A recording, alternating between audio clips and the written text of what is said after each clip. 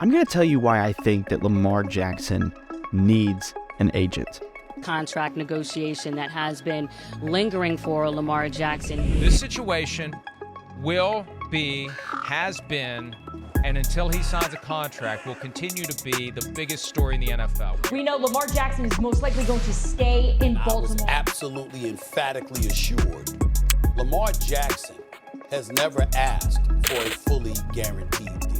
DeCosta continued to express optimism that a deal is going to get done, but the clock is very much ticking here. I think it's becoming clear that Lamar Jackson absolutely needs an agent. There seems to be more of a thought that professional athletes should represent themselves, and this has really picked up over the last couple of years. Players like Russell Okung, DeAndre Hopkins, and even Jacoby Brissett, they've actually negotiated their own contracts. And honestly, I don't blame them. I looked into NFL agents and NFL agent fees. The average rate is about 3% per negotiated contract, meaning if a player receives a $50 million a year contract, then the agent gets about, $1.5 million from that contract, which I understand might not seem like a lot when you're making $50 million, but still. And by the way, Lamar Jackson is technically representing himself. I believe that his mother is his manager and not an agent, because the NFLPA actually has some guidelines on who can represent you, and you have to go through a lot of stuff. I'll link it down in the description. They have it on their website, and this is where I got that information from. I mean, there might be a loophole. I didn't go way deep into it, and if you want to check it out, feel free. So why do these agents get a portion of the contract? Well, I mean, this is hard stuff. Contract negotiations are difficult. It's a lot of back and forth. It's a lot of legal jargon. It's a lot of addendums and putting things in and taking things out of contracts. I mean, it is a lot of work. And this is my first reason why I think Lamar Jackson needs an agent. Why worry about this stuff? Just focus on football. This has now been a couple of seasons that Lamar Jackson has been in kind of contract negotiations with the Baltimore Ravens. And before last regular season, he stopped those negotiations because he wanted to focus on football. And even though the contract negotiations weren't on the table at that point, you got to think that he's still thinking about it at all times, because he's his own agent. He has to be thinking about these things. Oh, and I can't imagine when he got hurt again. I'm sure he was really thinking about that contract at that point. So when you have an agent, you can kind of delegate this contract negotiation stuff to them, and you can really focus on football and maybe meet once a week with your agent to figure out where negotiations are. Instead of the team actually having to talk to you specifically, you can focus on all ball all the time. Also, negotiations, they can get really difficult and contentious. I mean, if Eric DeCosta gives you a really low ball offer, you might take that even more personally because it's coming directly from him to you. There's no middleman to kind of lower the blow or soften the blow. I think a big part of it is just what was addressed is he's representing himself. You know, I would say that's challenging in a lot of ways. And also, look, I mean, these agents have friends that are other agents. They can hear things. They can say, hey, look, the Jets are willing to offer a first-round pick. Maybe we can use that as leverage if we want to try to get traded. Maybe there's some other players that are looking at getting paid. I mean, there's a lot of things that happen in the NFL, and agents, I feel like, can use that a little bit more as leverage than it coming straight from the quarterback and the franchise guy that you're dealing with. And also, what about endorsement deals? This is also something that helps when you have an agent. Before we move on in the video, I want to tell you about today's sponsor. It's me.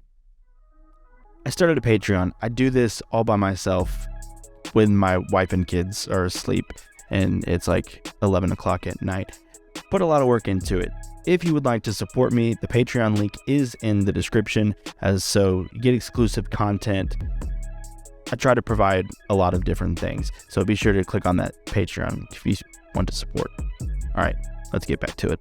I am obviously not an insider, and I do not have inside information about any of these stories or any information. As you can see, I am just sitting in my office recording this video. Don't have any relations to anybody. But there are some rumors that Lamar Jackson has lost out on some endorsement deals and some money and other branding deals because of his lack of representation. Like you've heard me a little through our text. I mean, that is one of the rumors that's out there is that there's been some blown marketing deals too, with a big time shoe brand. I mean, it's not just NFL contracts that these agents are negotiating. There's a lot that goes into this. Lamar is a 26-year-old former MVP and someone who, when healthy, is I would say, the second, third most dynamic quarterback in the entire league. And I can't find him in any endorsements. Maybe I think he might be in Oakley, but Mahomes is, Josh Allen is, Justin Herbert is, and Dak Prescott is. And Lamar has had more regular season success than all of those, obviously not including Patrick Mahomes.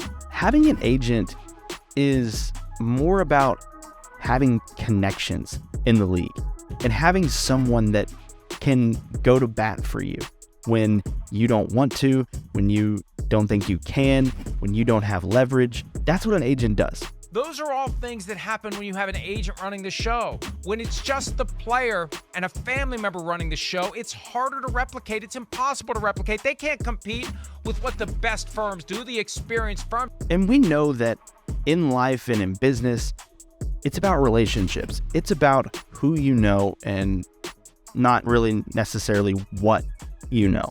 I mean, how many times have you been in your business or you've been in your profession and someone has gotten a raise because they know the boss's brother, or that they were used to date the boss's sister-in-law? I don't know. I'm just making things up here now and probably sounding pretty stupid. But how many times does that happen? How many times have you been passed up on a job because the person who got it knows somebody? That's having an agent helps with those sorts of things. Maybe the agent knows somebody that knows somebody that knows somebody, and they can hook you up with an endorsement deal. They can try to fight for you for an extra contract because they've heard from somebody that this is what somebody's willing to pay. There's just so many scenarios that having an agent will come in handy. And obviously Lamar Jackson can do whatever he wants, and if this contract goes into play and he actually gets a long-term deal from the Ravens, that's awesome for him. And I really hope that they can make something happen because I know how much Lamar Jackson means to the city of Baltimore. But right now, it appears that this franchise tag is going to be hit on Lamar Jackson. And if it's an exclusive or non-exclusive is yet to be determined. And if a long-term deal with the Ravens is agreed upon is also to be determined. But we have seen this contract negotiations spread over a couple of seasons. And we're now at the point where there's really no return. And reports are they are not even close on contract terms. And I honestly think that if Lamar Jackson had an agent, he would be signed by now. And both sides would be happier and excited about the future. And yet, here we are in March, no contract, and no one really knows what's going to happen with the Ravens in the next couple of seasons. There's a lot of noise coming out of the Ravens camp right now, and a lot of noise coming out of that organization, and I don't know if it needs to be. But I do know that Lamar Jackson needs to have an agent.